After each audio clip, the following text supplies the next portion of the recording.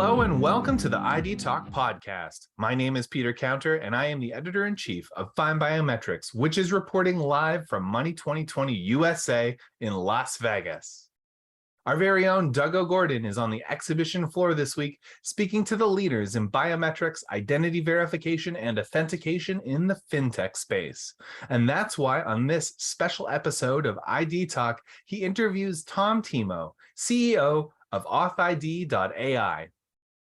Thimot highlights AuthID's human factor authentication technology, which is the next generation of multifactor, before offering his thoughts on the 2021 ID verification boom and how his company managed to stand apart from the competition.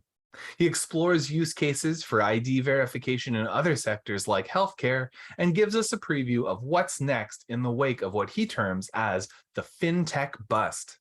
It's a fascinating conversation on key topics in financial services and beyond. So without further ado, here is FindBiometrics' Doug OGorden in conversation with AuthID's CEO Tom Thimot, recorded live at Money 2020 USA.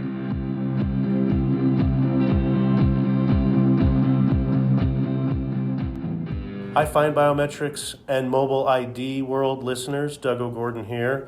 I'm live at Money 2020 2022. I always get confused on that one, but I'm with Tom Thimot from AuthID. Tom, how are you? Thank you very much for having me, Doug. Yeah, it's day one.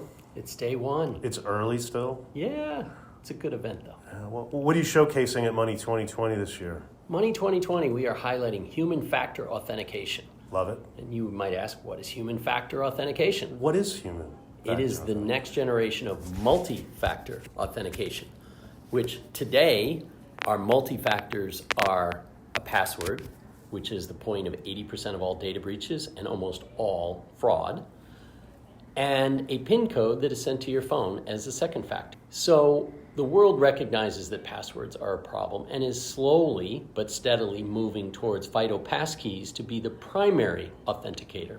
And a passkey is simply a little token that's put on your device that recognizes when it's there and says, hey, Doug's got his phone. But we believe you need more than just a recognition that Doug's phone is present.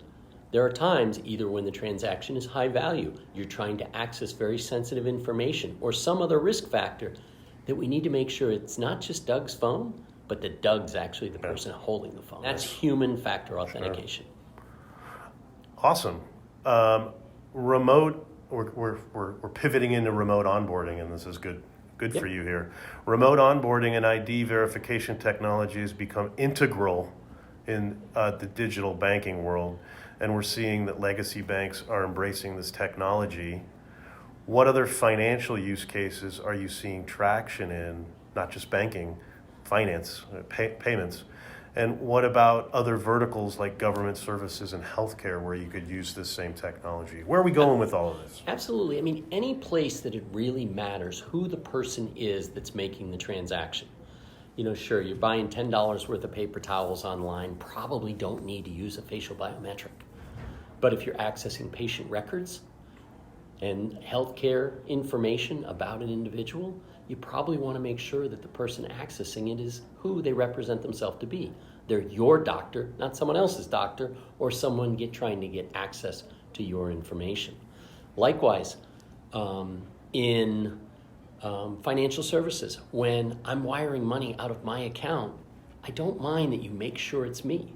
And a quick turn of the phone to the face to not just verify that my device is present, but that I'm the one behind the device, makes me feel more comfortable as I wire money out of my account, that you're making sure it's me.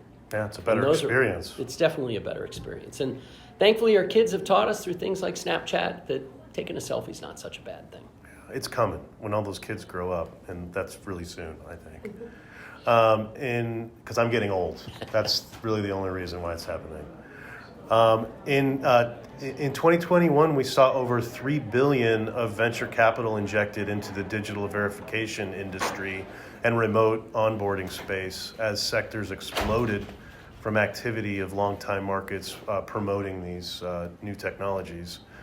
What have you done to stand apart from the ID verification competition and how are you evolving in this market?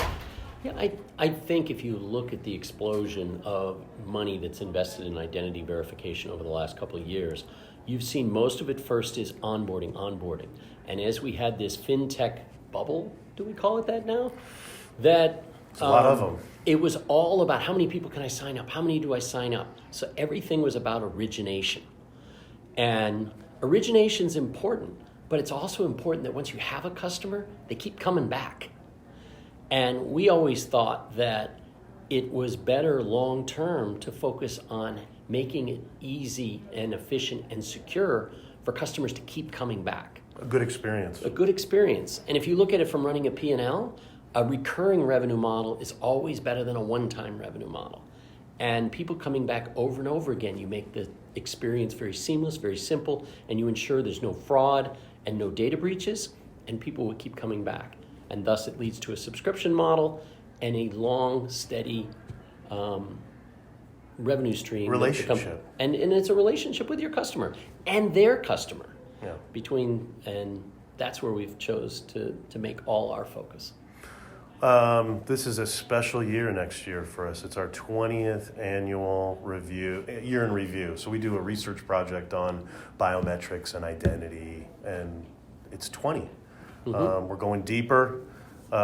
This year we're partnering with Acuity Market Intelligence to do a much larger forecast on what is the future of this industry. How has your 2022 been for the company, and what do you think's next in the identity industry? This is my crystal ball. Sure. We're in the fourth quarter. We're doing a research project. Where do you think we're headed?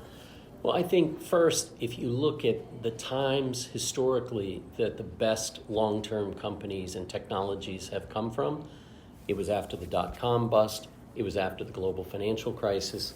Now you've got the FinTech bust, if you want to call it that. Some other people at the show might not like me using that terminology, but clearly we had a bubble that valuations have gone down.